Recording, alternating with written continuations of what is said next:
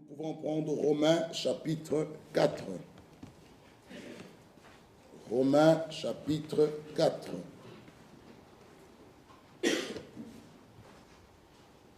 Comme je l'ai dit, je terminerai aujourd'hui. Mardi, c'est notre frère Dieudonné qui va prendre la chair. Et vous resterez avec lui, notre frère Dieudonné, et notre frère Ephrem, notre frère Ouira, notre frère Job. Comment prier pour eux, que Dieu puisse les soutenir. Notre frère Dieudonné, il aura la chair pour la prédication de la parole, soutenu par les 3 diacres. Que Dieu les bénisse richement. Romains chapitre 4. Que dirons-nous donc qu'Abraham, notre père selon la chair, a obtenu? Si Abraham a été justifié par les œuvres, il a sujet de se glorifier, mais non devant Dieu. Car, que dit l'Écriture? Abraham crut à Dieu, et cela lui fit imputer à justice. Amen. On va nous asseoir. Que Dieu nous bénisse. Nous venons de lire la parole de Dieu, et nous croyons que Dieu, encore ce matin, nous parlera. Nous avons vu depuis le vendredi parler, nous allons terminer cela aujourd'hui, le sujet, les œuvres sont l'expression de la foi. Ici, notre frère Paul, dans le livre de Romains, nous parle d'Abraham et sa foi que Dieu a vue dans son cœur. Il dit que si Abraham a été justifié par les œuvres, il a sujet de se glorifier, mais non devant Dieu. Il nous montre de la foi, il nous parle de la foi sans les œuvres.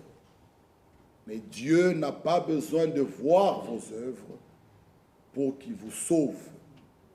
Il est omniscient. Par sa préscience, Dieu savait, il sait que vous présenterez des bonnes œuvres. C'est pourquoi il est écrit même dans Marc 16, c'est lui qui croira, il sera baptisé, sera sauvé. C'est celui qui a la foi qui doit se faire baptiser. Un croyant. Donc nous baptisons un croyant. Un homme, une femme qui a cru, que nous mettons dans les eaux du baptême. C'est pourquoi le baptême de bébé, baptiser un petit enfant qui ne connaît rien de la parole de Dieu, dont le père et la mère amènent l'enfant devant, où on pose la question à l'enfant, c'est le papa qui répond à la place de l'enfant. Cela est faux. Cela n'est pas biblique. Nous baptisons celui qui a cru. Quelqu'un qui a écouté l'évangile, qui a écouté la parole, qui l'accepte sans que les parents poussent l'enfant. Voilà pourquoi nous exhortons aux parents de ne pas influencer les enfants afin de prendre leur baptême. Même s'il y a un jeune qui lève sa main, un autre jeune regarde et dit « Oh, moi si je lève ma main », non, ça doit être une conduite personnelle. Que le Saint-Esprit touche votre cœur, que vous soyez réellement convaincus que Dieu vous touche, alors vous pouvez vous faire baptiser. Les parents, il ne faut pas influencer les enfants. Prends le baptême, prends le baptême, prends le baptême. Il prendra le baptême pour vous faire plaisir. Mais en réalité, il n'y a pas eu de contact avec le Seigneur. Il faut qu'il y ait un contact avec le Seigneur, que l'enfant soit convaincu, soit touché par la parole, de lui-même puisse lever sa main pour prendre le baptême.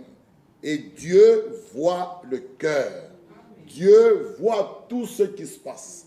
Dans Hébreu, il est écrit, nulle créature n'est cachée devant Dieu. Nulle créature.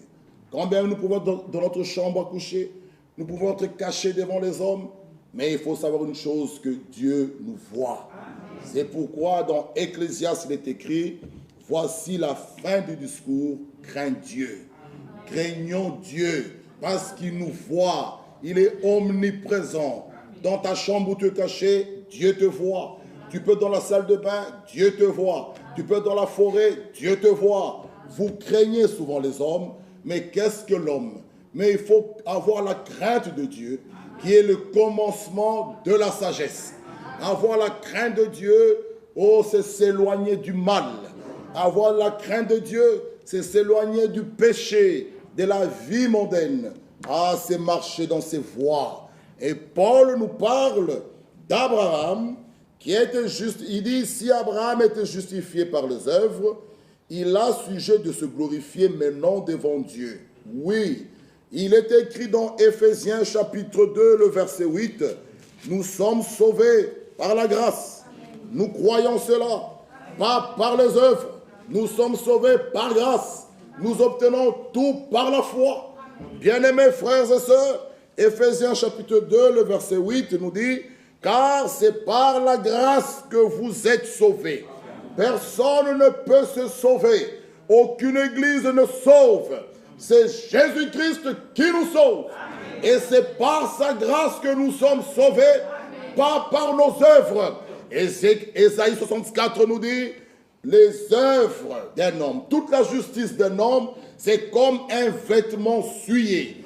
Dieu nous a aimés. Celui qui nous a cherchés, celui qui nous a appelés de la boue du péché, nous devons aussi à notre tour l'aimer. C'est ce que nous verrons aussi, mon frère, ma soeur, ce matin. Son amour en nous nous presse. Oh, venir ici à l'église, ce n'est pas par contrainte, c'est par amour. Amen. Nous l'aimons tellement, amen. Nous venons, lorsqu'on nous dit allons dans la maison de l'Éternel, nous sommes dans la joie. Et l'Écriture dit c'est par grâce que vous êtes sauvés, par le moyen de la foi. Et cela ne vient pas de vous, c'est le don de Dieu. Amen. Ce n'est point par les œuvres, afin que personne ne se glorifie. Amen. Nous sommes sauvés par grâce. Croyez-vous cela? Amen. Nous sommes sauvés par grâce. Amen. Et la grâce de Dieu, Dieu l'avait aussi accordée à Noé. À Moïse aussi. Moïse dit, si j'ai trouvé grâce à tes yeux, fais-moi connaître tes voies. Bien-aimés frères et sœurs, nous sommes sauvés par grâce. Amen. Mais nous parlons ce matin des œuvres qui sont l'expression de la foi. Si tu as cette foi véritable en toi, sans les œuvres, cette foi est morte. Ah, et nous avons entendu aussi ce matin que la foi biblique marche ensemble avec l'obéissance. J'aimerais un peu vous lire quelque chose. Lettre circulaire, décembre 2010, première page. Dès le commencement, Dieu avait exigé deux choses, la foi et l'obéissance. Dès le commencement, lesquels nous mettent en contact avec Dieu. Ah.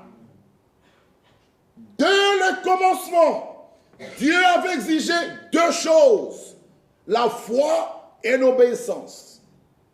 Et ces deux choses nous mettent en contact avec Dieu. Acte 5, 32. Dieu donne le Saint-Esprit à ceux qui lui obéissent. Celui qui a la foi et l'obéissance est en contact avec Dieu. Ah, parce que tout nous obtenons par la foi. Hébreux 11, lisons un peu cela. Ce matin, si quelqu'un a cette foi, il va obtenir ce dont son cœur désire. Alléluia.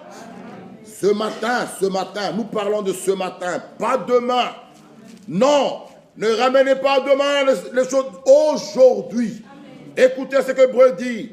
Or, la foi est une ferme assurance. La foi n'est pas une imagination, ni des sensations. C'est aussi réel.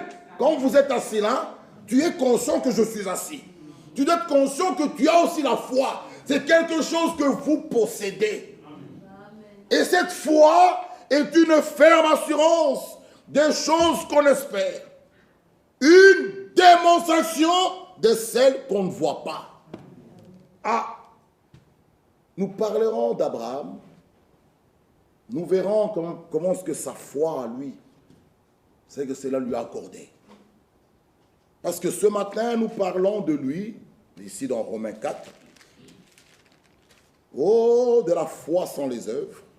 Oui, le verset 3 nous dit, de Romains 4, que dit l'Écriture? Abraham crut Dieu, et cela lui fut imputé à justice. Abraham a cru. Abraham a eu foi en celui qui parle, et foi en Dieu, et foi dans sa parole, et foi dans ses promesses. Et la véritable foi naît de la parole. La foi vient de ce qu'on entend. Amen. Alléluia. Amen. Ce qu'on entend vient de la parole de Christ. Comme ce matin. La véritable foi est enracinée dans les promesses de Dieu. Ah, la foi véritable nous lie avec Christ. La foi véritable nous fait changer, même notre langage change. Comment est-ce que notre langage change? Regardez lorsque Moïse a envoyé les 12 espions. Les 12 sont revenus. 10 décourageaient le peuple. 2 ont dit non. Comme notre Dieu l'a dit, ce pays est à nous. Celui qui a la foi véritable, il ne va jamais décourager les autres. Quand bien même le médecin te dit tout va mal, qu'il n'y a pas d'espoir, mais celui qui a la foi biblique dira à la sœur, tout ira bien. Amen. Parce que nous avons un Dieu puissant. Amen. Alléluia. Bien-aimés frères, nous ne sommes pas ici pour vanter Satan. Non, nous sommes ici pour vanter notre Dieu. Amen. Qu'il est le plus fort, le tout-puissant. Satan, il peut être puissant, mais Dieu est tout-puissant. Ah, nous ne pouvons pas l'élever. Nous ne pouvons pas parler de Satan. Nous ne pouvons pas vanter, oh, le dit attention. Frère, nous devons parler de lui. Amen.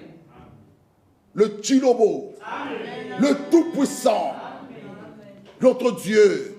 Et Abraham, dans Jacques chapitre 2, lisons un peu notre frère Jacques. Ici, nous voyons que notre frère Paul nous parle d'Abraham, de sa foi sans les œuvres. Mais notre frère Jacques, lui, nous dit quoi? Notre frère Jacques, qu'est-ce qu'il nous dit? Jacques chapitre 2, le verset 18. Jacques 2, 18.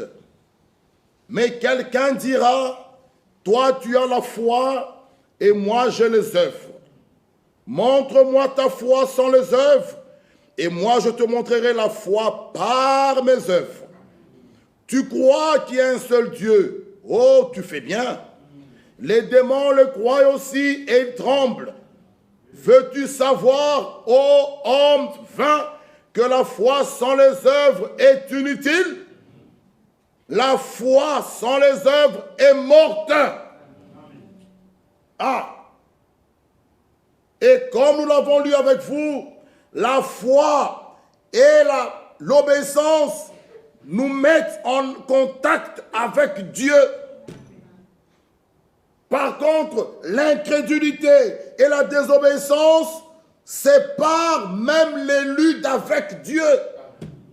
Ah, celui qui est incrédule, désobéissant, il est séparé de Dieu. Mais celui qui a la foi et l'obéissance est en contact avec Dieu. Amen. Amen. Ah, soyez des enfants obéissants. Les élus sont des enfants obéissants. Selon 1 Pierre, allez le lire, ils sont enfants obéissants.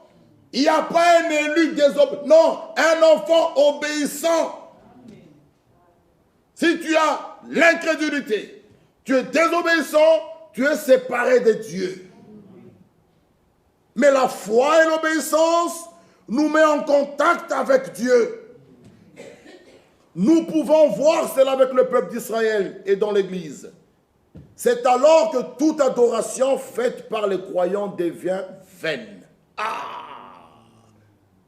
Là où il y a l'incrédulité et la désobéissance, l'adoration est vaine. Les vrais adorateurs adorent le Père en esprit et en vérité. Mais là où il y a la désobéissance, vous pouvez bien chanter. Jésus dit, ce peuple m'honore des lèvres. Vous trouvez dans des églises ce matin, les gens en train de chanter, Yahweh, Yahweh, Yahweh, mais des désobéissants, des gens qui brisent la parole, qui n'accomplissent pas la volonté de Dieu, qui commettent l'iniquité, l'adoration est vaine. L'adoration est vaine. Là où il y a des personnes qui brisent la parole, qui n'accomplissent pas la volonté parfaite de Dieu, ils se contentent à chanter, oui, à dire, nous avons chassé les démons par ton nom, ok, nous avons prophétisé, ok, ils se contentent par sauter des prières, des charismatiques, de prier, c'est bien, mais Jésus dit, ce peuple que vous voyez m'honore des lèvres. Les peuples de Dieu, c'est un peuple obéissant, qu'ils accomplissent toujours sa volonté. Ce matin, ne soyez pas quelqu'un qui vient ici, mais ce jour-là, être dit, je t'ai jamais connu. Ici, on est bien habillé. Ici, tout le monde est sage. Ici, tout le monde est calme. Ici, tout le monde paraît être sainte et saint. Mais nous allons terminer à 16 heures. On vous retrouve dans les vomissures. Les choses que vous avez vomies, on vous retrouve dans les choses sales. Mais nous pouvons douter de votre témoignage. Les œuvres sont l'expression de votre foi. Les œuvres montrent réellement que vous avez cru. Mais nous pouvons douter de votre témoignage, frères et sœurs. On vous retrouve le soir en mini-jupe, frère, en train de fumer avec des copines. Mais nous pouvons douter de votre témoignage. La foi et les œuvres sont comme un mari et une femme. Ils se complètent. Ils ne sont pas là. Un vrai couple. Le mari ne peut pas détruire sa femme devant les enfants. Si cela est fait, c'est détruire la confiance de l'autre devant les enfants. Et il n'y aura plus jamais du respect. Quand bien même la femme peut commettre une erreur, va la reprendre à deux. Pas devant les enfants. C'est réduire l'autre. Et il y a des hommes qui font ça. C'est être méchant. La foi, bien-aimés frères, que nous avons, doit être accompagnée des œuvres. Écoute encore une chose.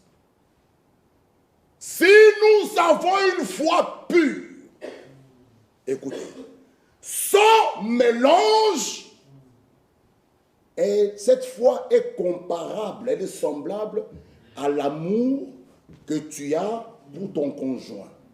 Écoutez maintenant, cet amour que tu as pour ton conjoint doit être manifesté par des actes. Qu'est-ce que cela veut dire? Une foi véritable est accompagnée par des œuvres. Les œuvres de la foi, les œuvres. L'amour que tu as ne doit pas s'arrêter que dire à sa femme, je t'aime, par les lèvres. Non, il faut poser des actes. Poser les actes. C'est ça le véritable amour. Pas dire que je t'aime. Les enfants, moi j'honore mes parents, mais lorsqu'on t'envoie, tu dis non. Ça, c'est honorer des lèvres. Mieux vaut se taire et poser des actes. Des actes. Ça parle. La Bible dit vos actes parlent plus que vos paroles. On peut s'appeler croyant, on peut s'appeler chrétien, c'est par les lèvres. Mais nous, on voit les actes. Les actes que tu poses. Vous êtes toujours dans les fêtes païennes, dans les bars, dans les boîtes de nuit. Le dimanche, on a sa Bible. Mais les actes que vous posez brisent votre témoignage. Ça détruit votre témoignage. Un enfant de Dieu est un enfant de lumière. Éphésiens chapitre 5. Nous allons revenir dans Jacques. Oh, écoutons un peu Éphésiens 5. Nous allons relire Jacques.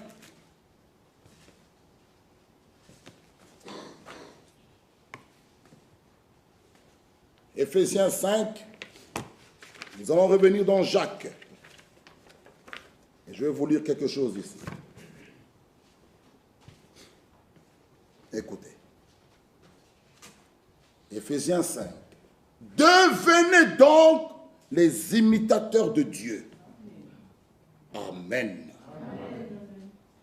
Devenez les imitateurs de Dieu, comme des enfants bien-aimés.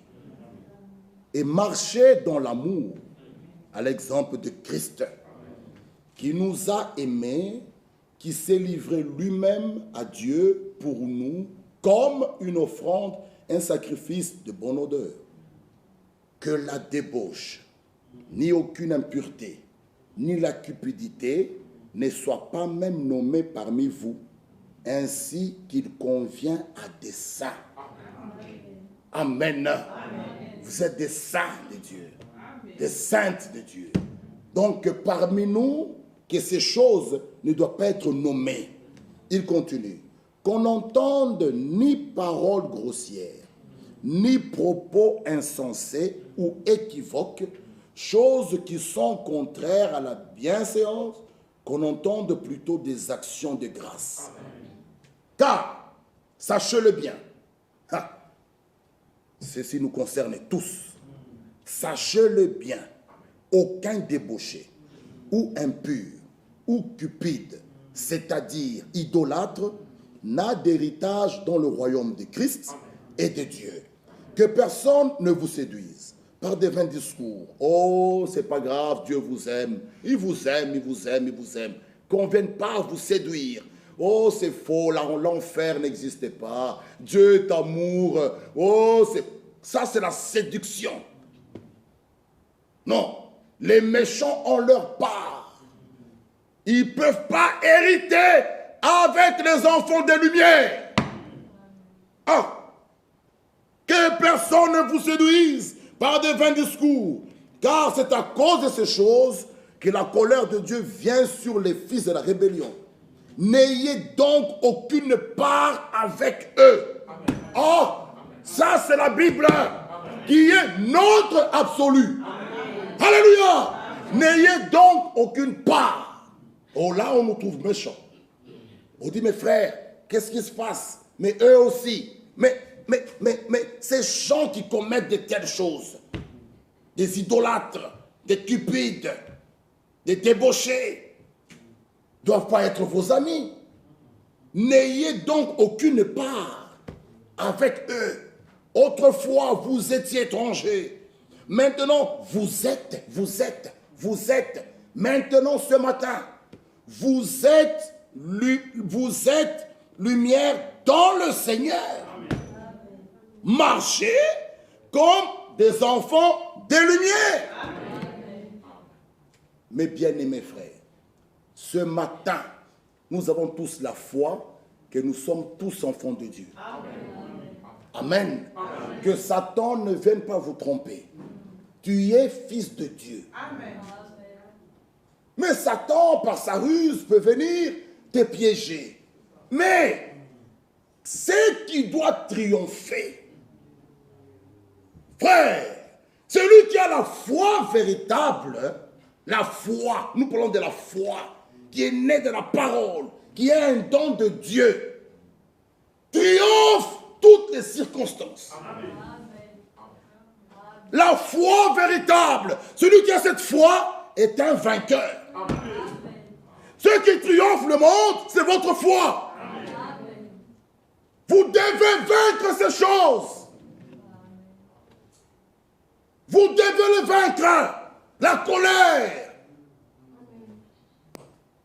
la médisance. Il faut vaincre ces choses. Ces choses-là, il faut les vaincre. Et l'Écriture continue. Car le verset 9, le fruit de la lumière consiste en toutes sortes de bonté, de justice et de vérité. Examinez ce qui est agréable au Seigneur.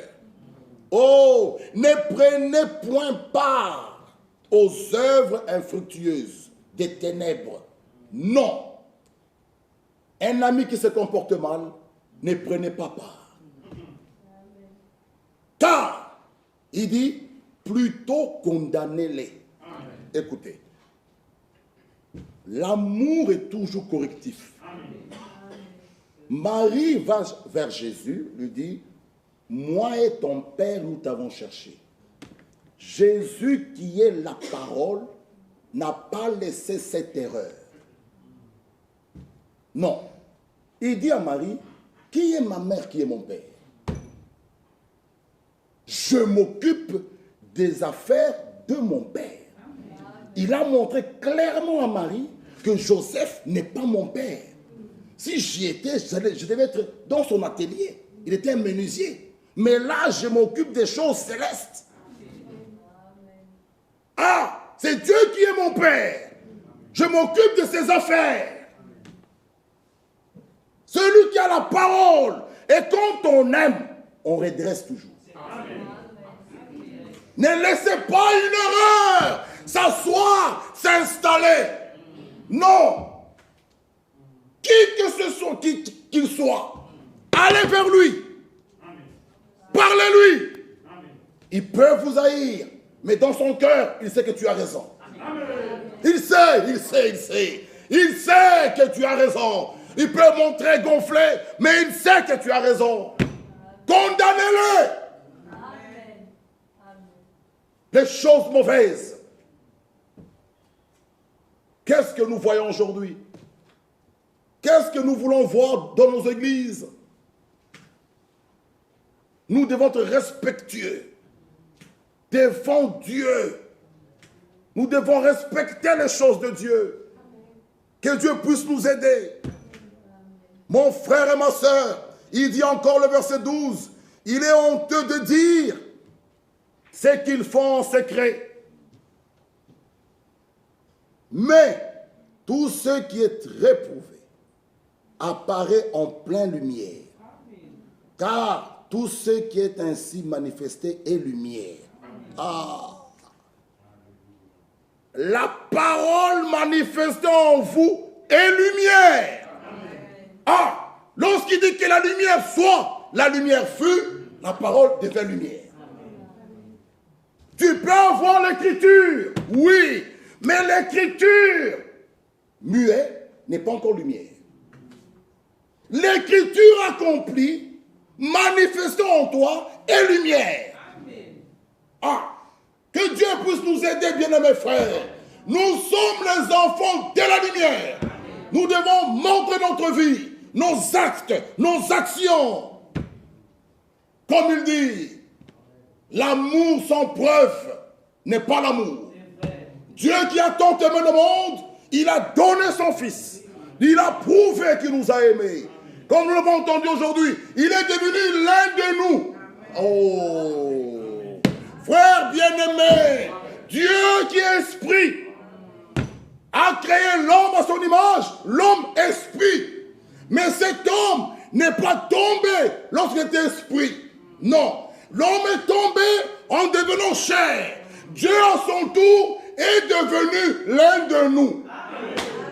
C'est ça l'amour de Dieu. Il est devenu chair. Quel amour que le Père nous a témoigné pour que nous soyons rappelés enfants de Dieu. Et nous le sommes. Alléluia.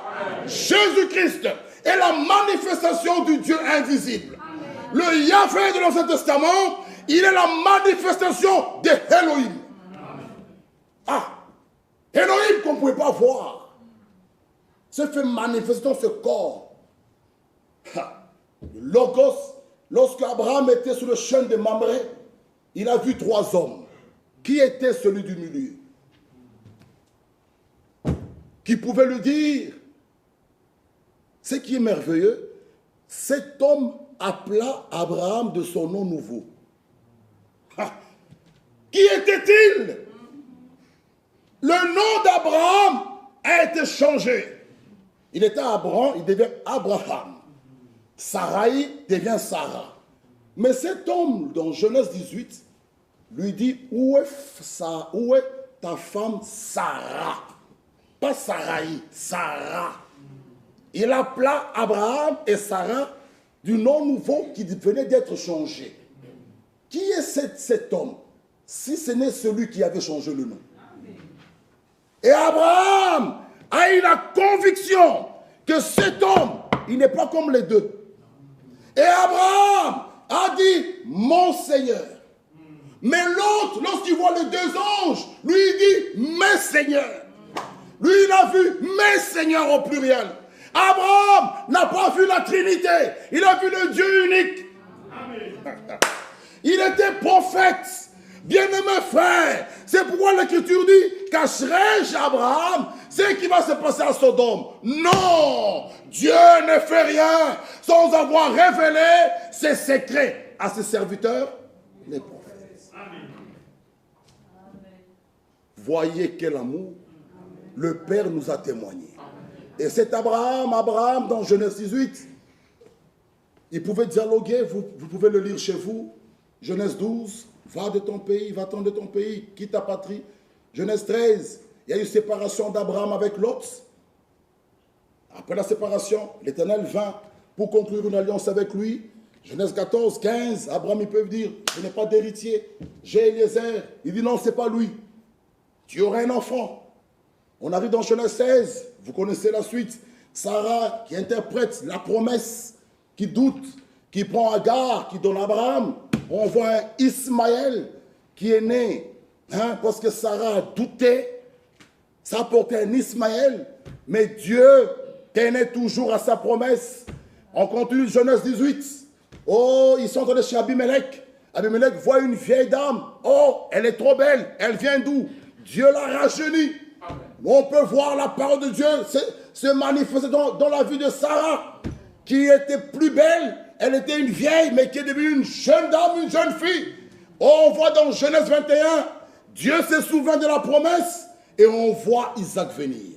Isaac vint, Genèse 22, l'Éternel met Abraham dans une épreuve grave. Offre-moi ton fils, ton unique. On voit la foi d'Abraham là, obéissant.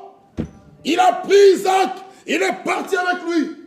Il était prêt à tuer Isaac. Ce n'était pas un film, frères et sœurs. Et là, Isaac me pose la question, mais papa, où est l'Holocauste? Nous allons faire l'offrande, mais on n'a pas d'agneau, on n'a rien. Abraham répond, l'Éternel se pourvoira. Ils partent, ils arrivent, Abraham, il fait le bois, il met tout. Il dit à Isaac, c'est toi qui dois être offert. Isaac a dit, moi, il dit toi. Isaac dit, me voici. Il n'a pas résisté. Et c'est là que nous nous sommes arrêtés le vendredi. Nous voyons Abraham.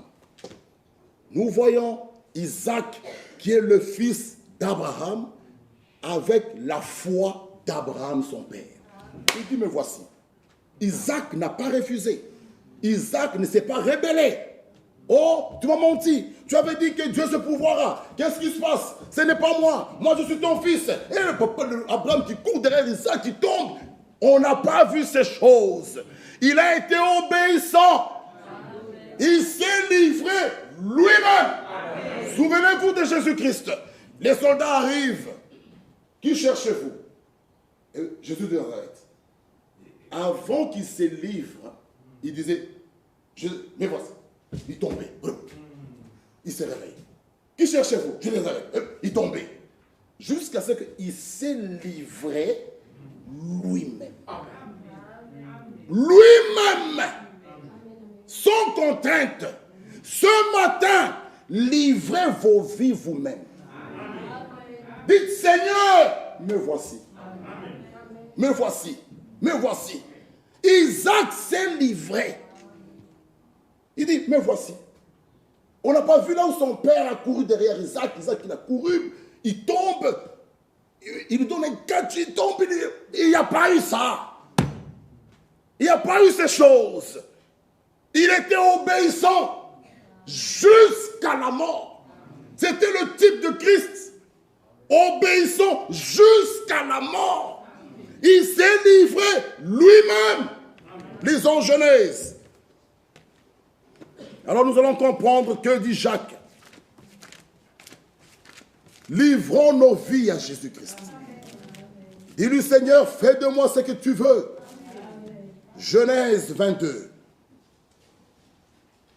Après ces choses, Dieu mit Abraham à l'épreuve et lui dit, Abraham, il répondit, me voici. Dieu dit, prends ton fils, ton unique, celui que tu aimes tant. Quelle précision. Ton unique, celui que tu aimes, Isaac. Va-t'en au pays de Moria. Et là, offre-le en holocauste sur l'une des montagnes que je te dirai.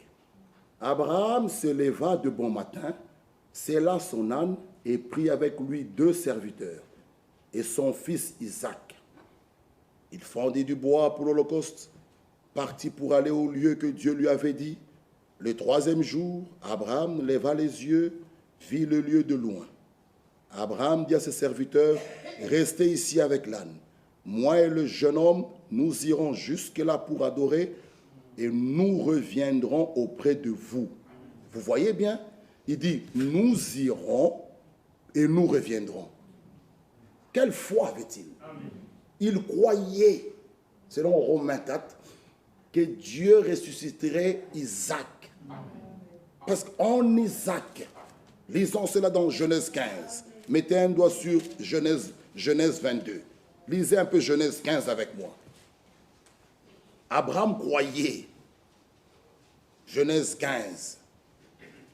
Après ces événements, la parole de l'Éternel fut adressée à Abraham dans une vision. Il dit, Abraham, ne crains point, je suis ton bouclier.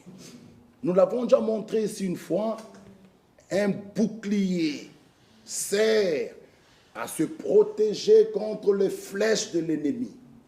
Donc l'ennemi qui lance les flèches, vous avez votre bouclier, ça vous sert à vous protéger contre les flèches de l'ennemi. Et ici, c'est l'Éternel qui dit à Abraham, je suis ton bouclier. Ah, alors, pourquoi as-tu peur? Lui, il est ton bouclier. Ton bouclier. Ah, aucune flèche ne pourra t'atteindre si lui, il ne permet pas. Est-ce que vous croyez ces choses? Toute maladie qui vous atteint, Dieu l'a permis. S'il a permis, croyez, c'est pour faire éclater aussi sa gloire. Il est ton bouclier. Ah, si une flèche t'atteint, donc il a permis. Parce que celui qui veille, qui nous garde, ne veille ni ne dort.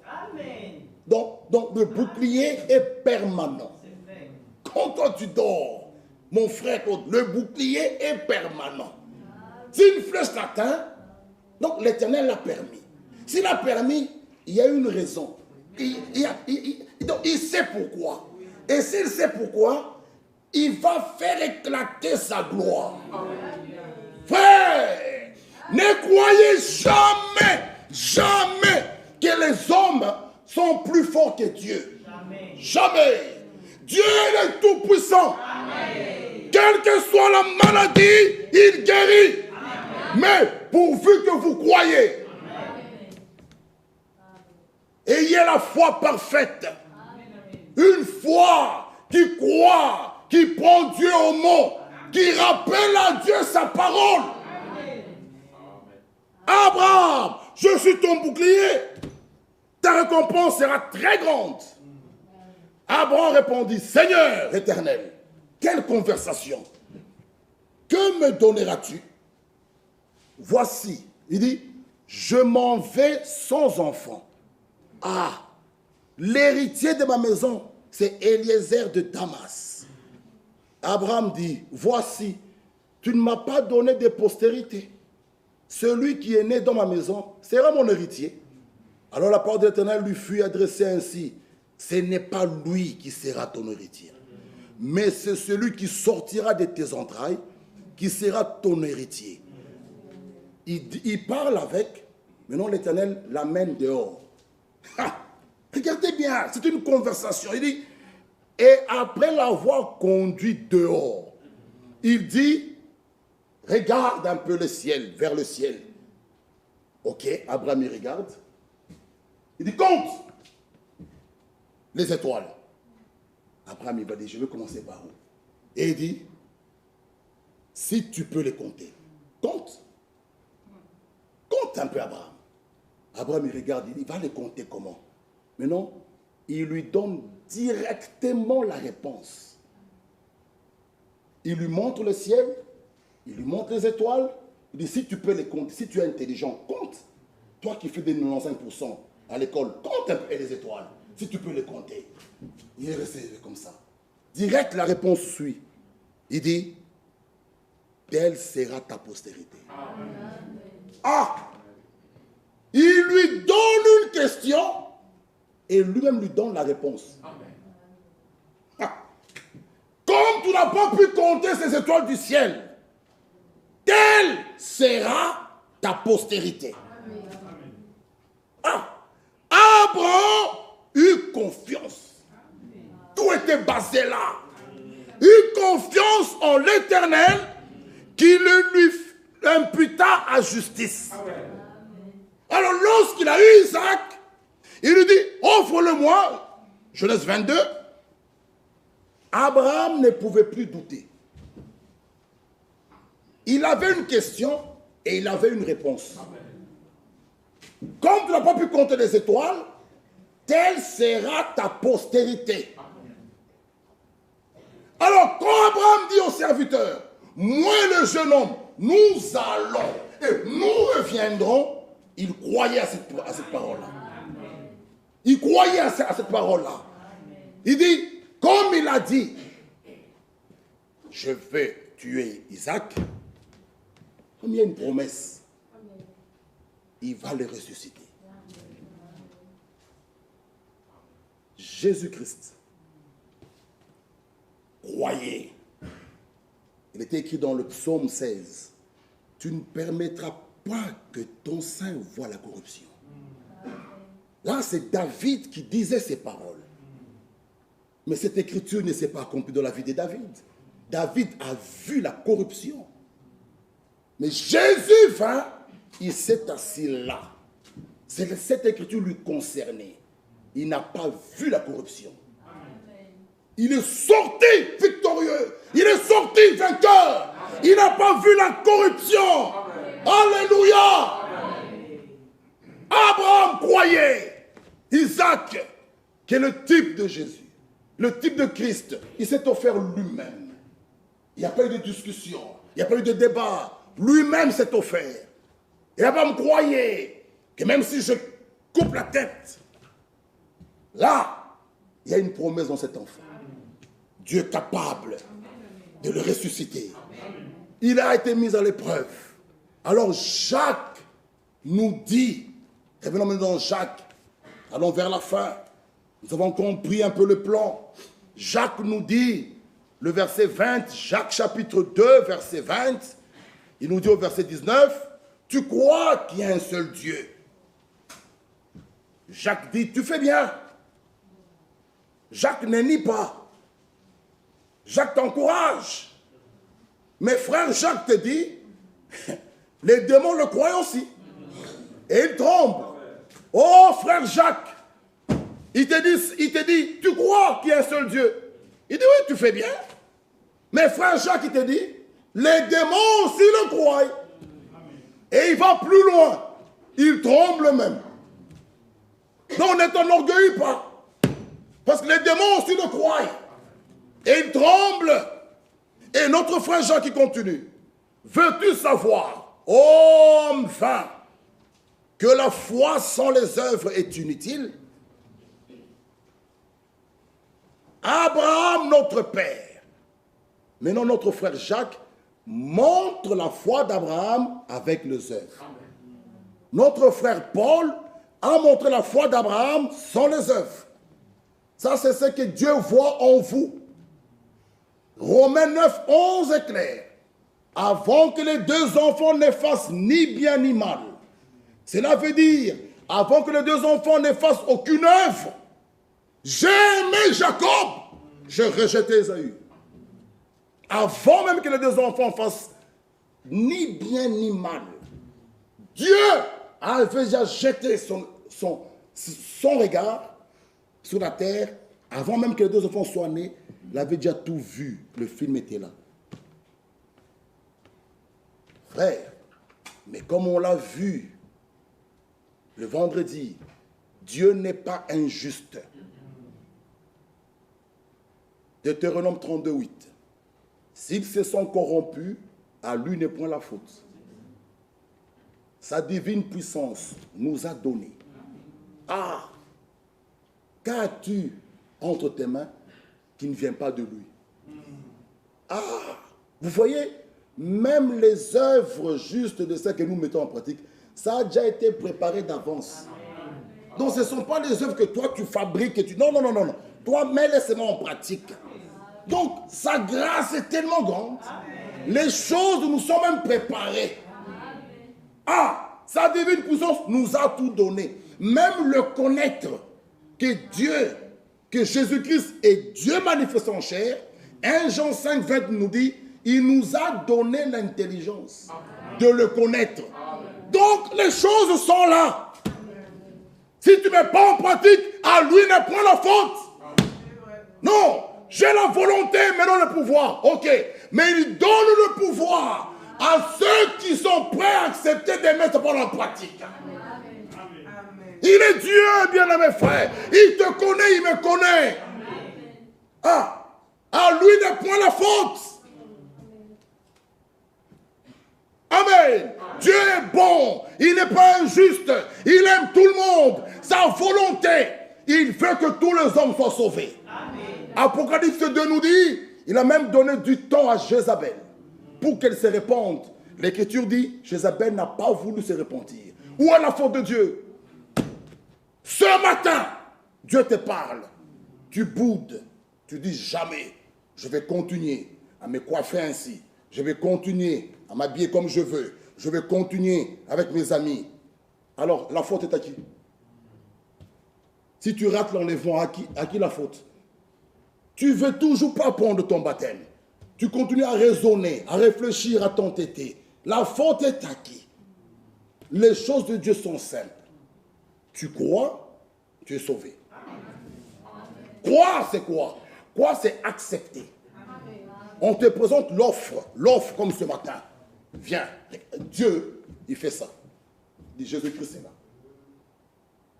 Toi, tu es là, tu dis, je ne viens pas. Toi, viens vers moi. Oh, lui, il t'offre. Toi, viens prendre l'offre. Et tu as le salut. C'est simple. Sans argent, sans rien payer. Par grâce. Pourquoi tu continues à bouder? Pourquoi ne veux-tu pas donner ta vie à Jésus? Le baptême, tu ne payes pas. Même l'eau, tu ne payes pas. Même le transport, tu ne payeras pas. On va te prendre dans nos véhicules, on t'amène aux eaux du baptême. Même à Namur, on payait la piscine pour baptiser. Ce n'est pas le baptisé qui payait, c'est l'église qui paie même pour vous. Mais vous refusez toujours. Je n'ai pas de voiture. Viens monter, viens. Il y a un véhicule ici. On va mettre même le carburant. Oh, les vêtements. Il y a même les vêtements achetés par l'église. Donc toi, c'est te donner, on te trompe dans l'eau. Mais jusqu'à aujourd'hui, tu raisonnes. À qui la faute? Si tu rates l'enlèvement, à qui la faute? Pas à Dieu.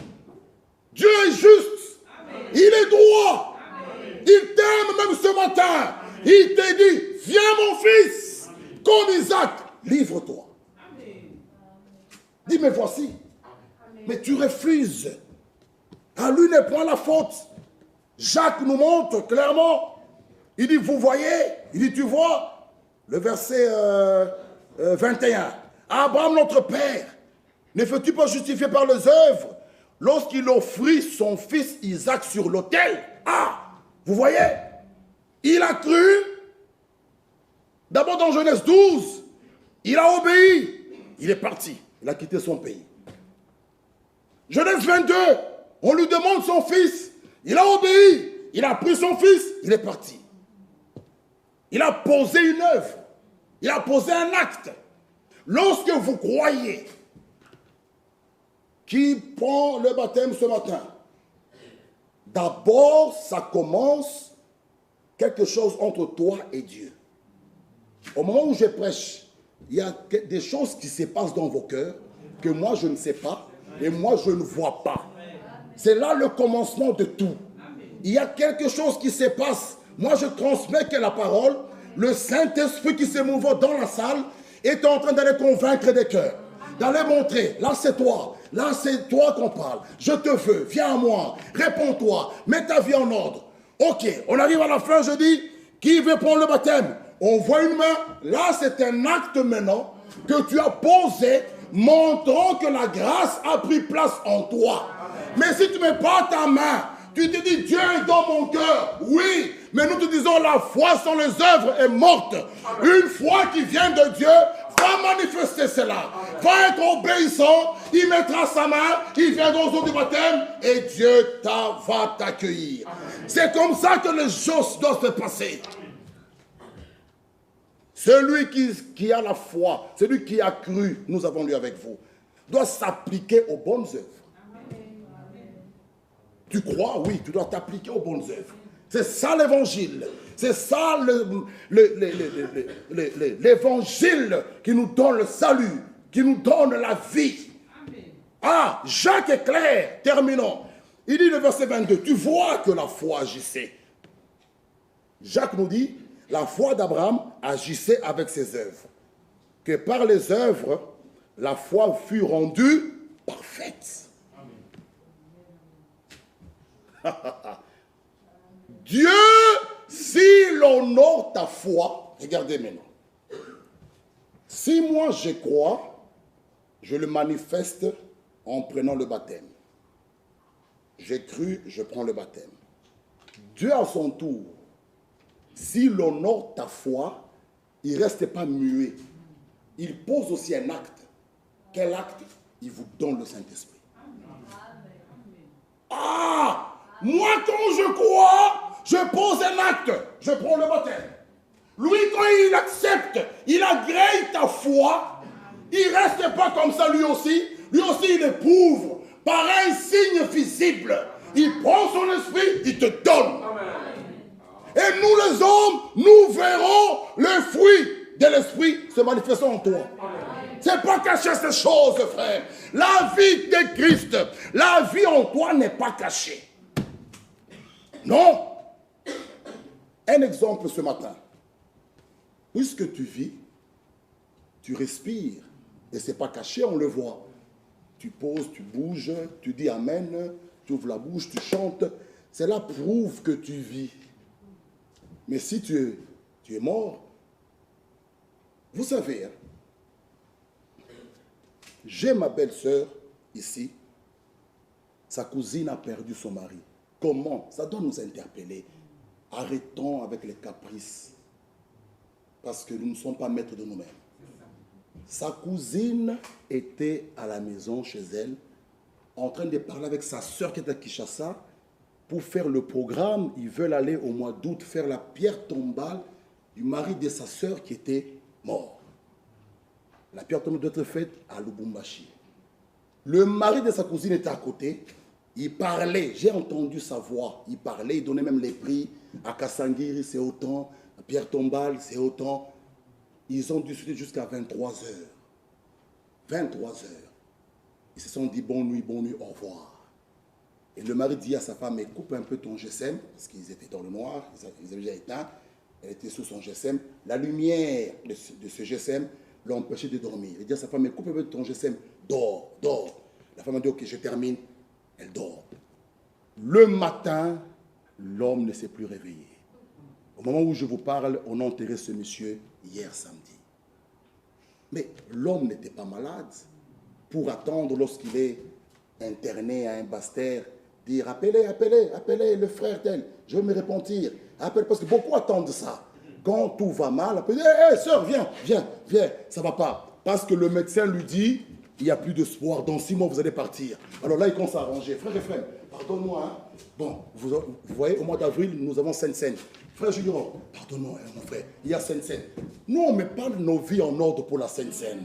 Non, non. Je mets ma vie en ordre afin que je sois prêt ou prête. Si l'enlèvement, n'oubliez, Matthieu, nous avons lu avec vous, veillez donc, Matthieu 25, puisque vous ne savez ni l'heure, ni le jour, alors je dois être prêt à tout moment. C'est ça qu'on appelle la préparation. Les vierges folles ont négligé leur préparation. Mais les sages veillent. Ils lisent. Soyez en paix avec tous, autant que cela dépend de vous. Ça bondit dans le cœur de vierges sages. Frère Ephraim. Non, frère, je ne vais pas. Frère Claude, tu parles bien avec frère Ephraim. Vois-le un peu. On a quelque chose, hein. Je voulais mettre en ordre. Tu parles. Non. Frère Jean-Claude, s'il te plaît, vois un peu frère Ephraim là. Mon cœur, hein, bah, quand j'arrive chez moi, le sommeil, je ne l'aurai pas. Jusqu'au jour où je serai en ordre avec lui, je peux maintenant dormir. Ça, c'est de ça. Mais comment tu es indifférent avec quelqu'un? Mais tu dors. Et tu dis, Jésus revient. Tu ne comprends rien. Une vierge sage veille, même sur les petits détails. Amen. Il tombe sur Hébreu. Et recherchez la paix avec tous. Et la sanctification sans laquelle personne ne verra le Seigneur. Hey!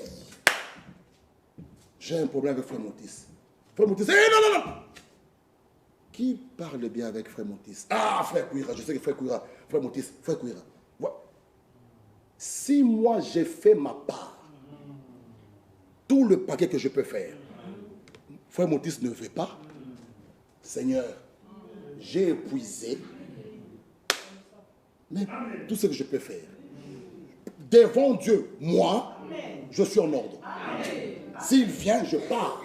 Et c'est l'autre qui ne partira pas. C'est comme ça. Tu ne peux pas rester, toi, comme ça. Tu dis, oh frère, je l'attends qu'il vienne. Fais ta part. Amen. Recherche la paix. Amen. Fais ta part. Recherche la paix. Amen. Nous sommes les enfants de la lumière, mes frères bien-aimés. Nous, beaucoup vont rater l'enlèvement. Pas parce qu'ils commettent adultère. Vous savez, commettre adultère, les gens le voient tellement un gros paquet. Et ils vont vite arranger. Hey, je commets adultère. Il prend sa femme. Hey, mon tumbawan. Hey. Mais les petites choses là, hein, tu ne parles pas avec un frère dans l'assemblée. Vous ne vous parlez pas. Moi, je suis ici. Mon frère Jean-Claude est là. Je sors par là. Comme ça, si je sortais par là, on va se croiser là. On met la Sainte Seine, je viens, je mange. Mais je l'esquive. Moi, je sors et j'attends l'enlèvement. Oublie, mon frère. Les gens vont rater l'enlèvement pour ces petites choses-là, les petits détails-là. Les petits.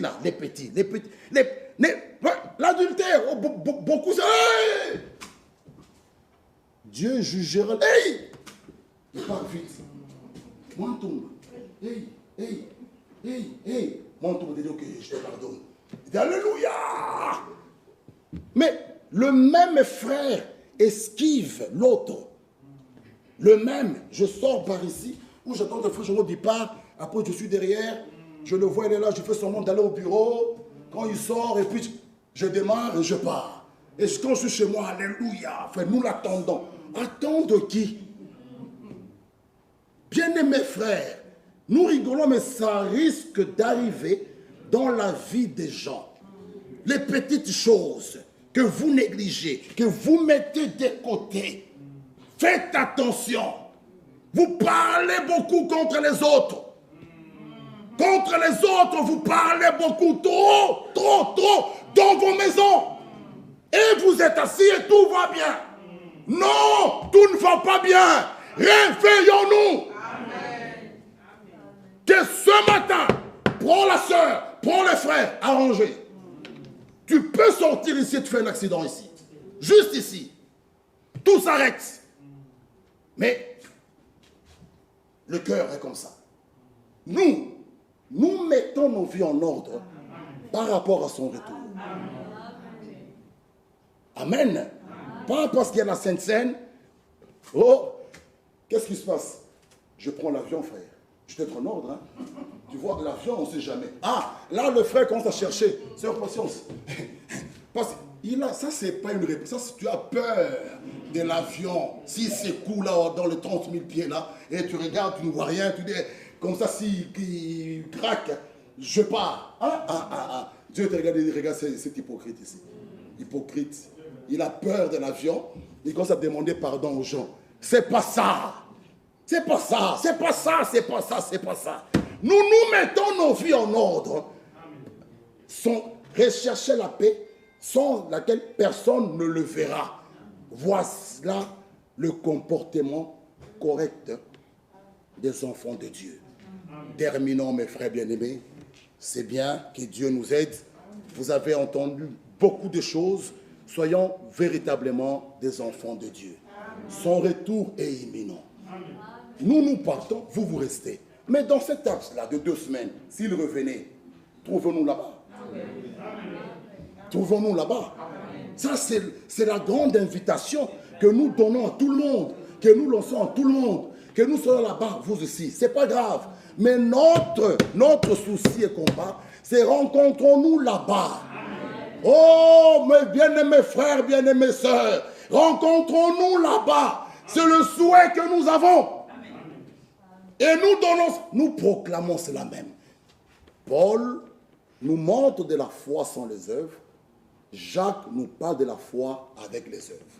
Les 2 frères, les 2 serviteurs ne se contredisent pas, ils se complètent. L'un parle de ce que Dieu voit, l'autre parle de ce que les hommes voient. Moi, je vois ma soeur, je vois mon frère, je m'arrête là. Je ne vois pas le cœur. Dieu voit le cœur. Si Dieu est réellement dans ton cœur, les actes, les œuvres des lumières vont se manifester. Nous ne sommes pas de ceux qui prêchent comme évangile. Dieu dans mon cœur, Dieu dans mon cœur. Ne regardez pas ce que je fais. Dieu dans mon cœur. Oui, Dieu, il est dans ton cœur. Au commencement était la parole. La parole était avec Dieu, la parole était Dieu. Et la parole est une sémence. Si cette sémence est dans ton cœur, elle doit produire. Une femme qui reçoit la sémence d'un homme, on le voit, que vous le vouliez ou pas. 1 jour, 2 jours, 3 jours, on ne verra rien. Mais 2e mois, 3e mois, même les petits-enfants verront que notre madame à l'école est enceinte. Ce qui était caché là doit se manifester. Dieu qui est dans ton cœur, oui. Mais au fur et à mesure que tu marches avec lui, nous allons voir. Ça sera visible et palpable. Que cette femme est une fille de Dieu. Cet homme est un fils de Dieu. Ça ne sera plus caché. Vous êtes la lumière du monde. Que les gens voient Christ dans nos vies. Et ils vont glorifier Dieu. Lisons cette brochure et terminons par là. Que Dieu puisse nous aider.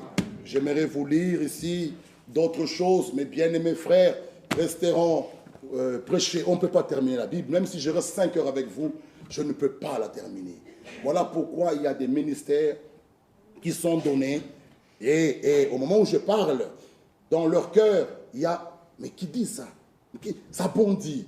Lorsqu'ils vont monter, ils vont donner ça. Écoutons un peu ici. Regardez. C'est dans la foi parfaite. Ceci, j'ai trouvé bien pour nous. La foi et l'amour sont parents. Amen. Amen.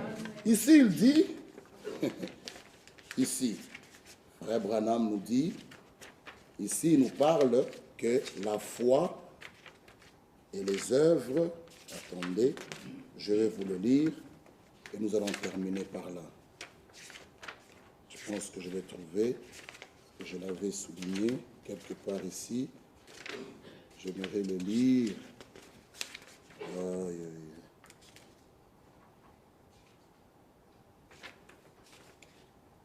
Non, c'est ici. C'est ici. C'est ici. Ah, ici. Les œuvres sont l'expression de la foi. Il dit, mes œuvres démontrent ma foi.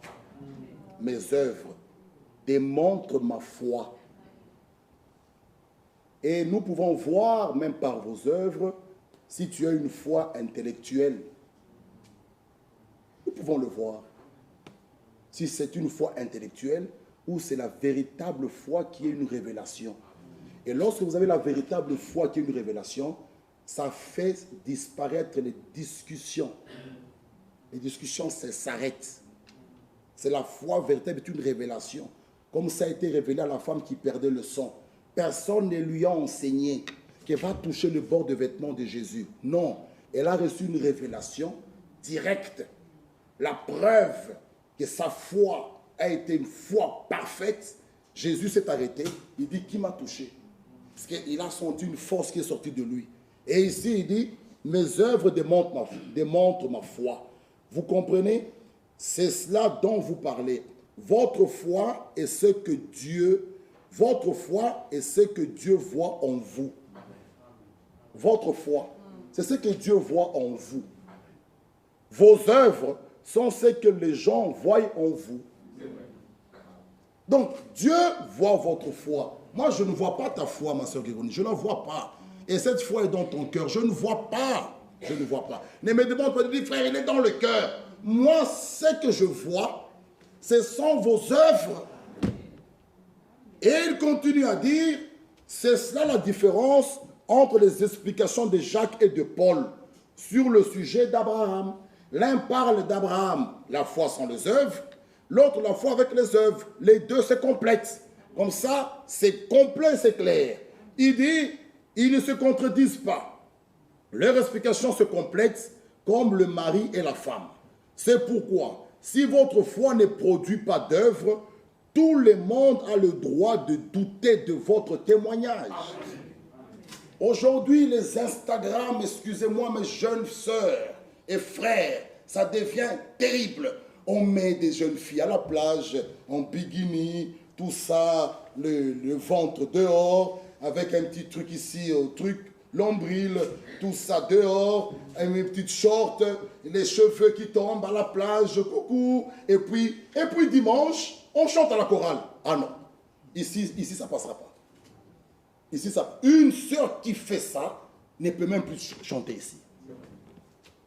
Non. Nous ne sommes pas dans une boîte de nuit, ni venus faire les concurrences de défilé des modes ici. Vous habillez mal les jupes, les robes qui montrent vraiment le corps et venir chanter à la chorale. Non, non et non. Si vous voulez vous habiller comme ça, restez dans les bancs. Ici, nous voulons des filles et des fils de Dieu qui se comportent correctement. Oui, la chair est faible. Oui, il y a des hauts et des bas. Mais il y a quand même un minimum. Ah non. Nous vous avons lu Frère Franck qui est arrivé même à dire il faut même le Saint-Esprit.